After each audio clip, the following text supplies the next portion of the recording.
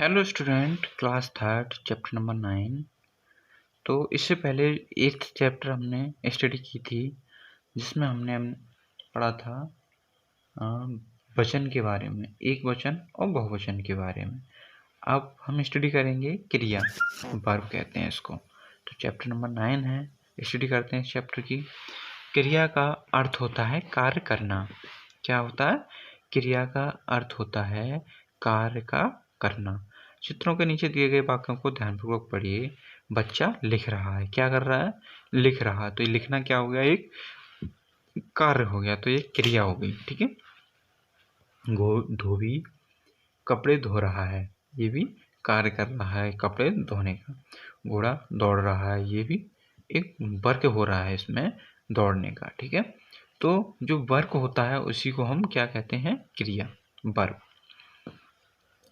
यहाँ पहले वाक्य में लिखने का कार्य हो रहा है, दूसरे वाक्य में धोने का कार्य हो रहा है, तो तीसरे वाक्य में दौड़ने का कार्य हो रहा है। इस प्रकार इन चित्रों में कोई ना कोई कार्य हो रहा है। कार्य होने या करने को ही क्रिया कहते हैं। इस प्रकार ये इसकी परिभाषा हो जाएगी। जिस शब्द से किसी कार्य का करना या होना प्रकट होता है उसे क्रिया कहते हैं। जिस शब्द से किसी कार्य का होना प्रकट होता है उसे क्रिया कहते हैं। ठीक है। तो वो जो शब्द होते हैं वो होते हैं धोना, तो धोने का कार्य प्रकट हो रहा है, दौड़ना, लिखना। ठीक है। क्रिया दर्शाने वाले शब्द कुछ इस प्रकार हैं: पढ़ना, लिखना, देखना, सुनना, आना, जाना, हंसना, बोलना, चलना, दौड़ना, खेलना, बैठना, कूदना, उछलना, सोना आदि। ये सभी क्या है? क्रिया को दर्शाते हैं ये शब्द। ठीक है।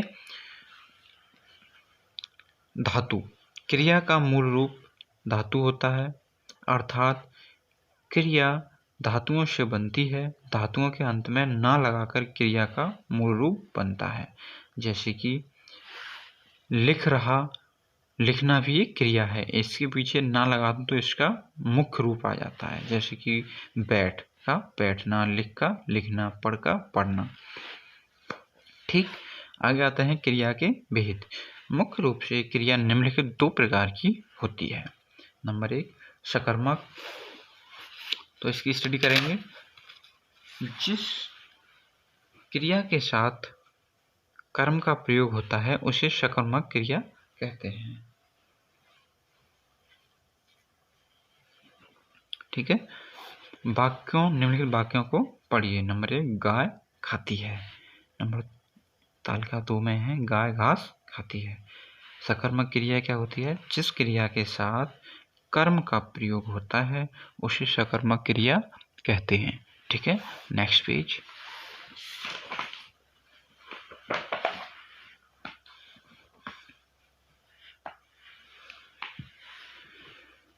धोबी धोता है, धोबी कपड़े धोता है। वैभव ने लिखी। इसमें कुछ पता नहीं चल रहा है क्या लिखी। ऐसे धोबी धोता है, क्या धोता है पता नहीं। तो तालिका 1 में दिए गए वाक्य अपूर्ण हैं। इन वाक्यों को हम यह नहीं जान पा रहे हैं कि गाय क्या खाती है, धोबी क्या धोता है, वैभव ने क्या लिखा। इन वाक्यों में आई क्रियाओं खाना, धोना, लिखना का अर्थ स्पष्ट करने के लिए कुछ शब्दों की आवश्यकता है, जबकि तालिका 2 में दिए गए सभी वाक्य पूर्ण हैं। इन वाक्यों से पता चल रहा है कि गाय घास खाती है, धोबी कपड़े धोता है, वैभव ने कहानी लिखी। इस प्रकार ऐसे शब्द जो क्रिया के साथ जुड़कर वाक्य को पूरा अर्थ देते हैं कर्म कहलाते हैं, और ऐसी क्रियाएं सकर्मक क्रियाएं कहलाती हैं। उपयुक्त वाक्यों में घास, कपड़े, कहानी कर्म हैं। याद रखिए, क्रिया के साथ क्या या किसे लगाकर प्रश्न करने पर यदि उत्तर प्राप्त होता है तो क्रिया सकर्मक क्रिया कहलाती है। जैसे कि गाय खाती है क्या? घास। ठीक है। अकर्मक क्रिया, जिस क्रिया के साथ कर्म नहीं होता है उसे अकर्मक क्रिया कहते हैं। जैसे घोड़ा दौड़ता है, बच्चा रोता है, सूर्य चमकता है। उपयुक्त वाक्यों में उपस्थित क्रियाओं दौड़ना, रोना और चमकता का अर्थ स्पष्ट करने के लिए कर्म की आवश्यकता प्रतीत नहीं हो रही है। ये अपने आप में एक पूर्ण वाक्य लग रहे हैं, बच्चा रोता है। अर्थात क्रियाओं अपने आप पूर्ण शब्द दे रही हैं, ऐसी क्रियाएं अकर्मक क्रियाएं कहलाती हैं। इन वाक्यों में क्रिया साथ क्या लगाकर प्रश्न करने पर उत्तर प्राप्त नहीं होता। जैसे घोड़ा दौड़ता है, क्या समझ नहीं आएगा, उत्तर ही नहीं आएगा इसका। तो ये इस तरह की क्रिया होती हैं अकर्मक। अब आता है हमारा क्रिया के अन्य भेद। नंबर 1, संयुक्त क्रिया। ठीक, तो जब दो या दो से अधिक क्रियाएं मिलाकर प्रयोग की जाती हैं तो उन्हें संयुक्त क्रियाएं कहते हैं। जैसे रवि पढ़ता रहता है, अभय सड़क पर चला जा रहा था।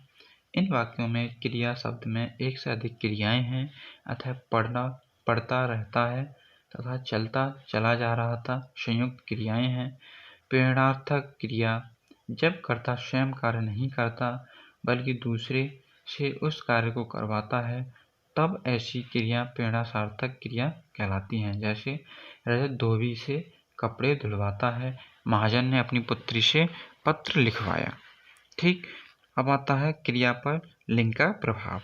क्रिया पर कर्ता के लिंग का प्रभाव पड़ता है। कर्ता पुल्लिंग होने पर क्रिया पुल्लिंग हो जाती है तथा कर्ता स्त्रीलिंग होने पर क्रिया स्त्रीलिंग हो जाती है। जैसे पुल्लिंग में यह बालक जाता है, तो इसमें हो जाएगी यह बालिका जाती है। ये स्त्रीलिंग है और ये पुल्लिंग है, तो जाता में जाति में चेंज हो गया। विपिन बाजार गया और श्रेया बाजार गई। ठीक है, नेक्स्ट है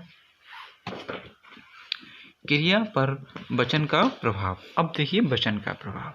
कर्ता के वचन के अनुसार क्रिया का वचन भी परिवर्तित हो जाता है। कर्ता एक वचन होने पर क्रिया एक वचन में तथा कर्ता बहुवचन होने पर क्रिया बहुवचन में प्रयोग करते हैं। जैसे मैं जाता हूँ। ठीक, अब ये बहुवचन में करते हैं हम इसको, हम जाते हैं।